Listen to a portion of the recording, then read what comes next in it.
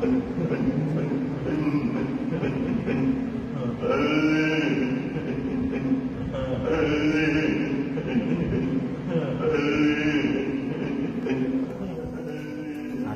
কথা বলে ভিতরে আসুন, ভিতরে কথা আমার উঠে। হ্যাঁ, আসসালামু আলাইকুম রহমতুল্লাহ। আপনারা দেখতেছেন যে আমাদের টেবাখোলার এই টিবি হসপিটালের পাশে আল নূর জামে মসজিদ, এখানে আমি নামাজ পড়াই, ইমাম খতিবের দায়িত্বে আছি। তো মাগরিবের নামাজ পড়ানোর পরে গেছিলাম, দ্বিতীয় গাছ ছিল, গাছ তেরামল গেছিলাম অন্য মহল্লায়।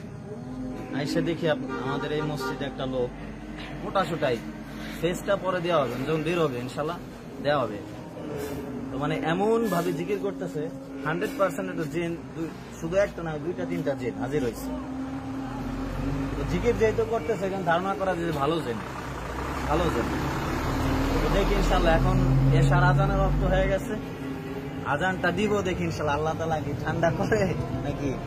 আসেন আসেন, ভিডিও করে লাইভ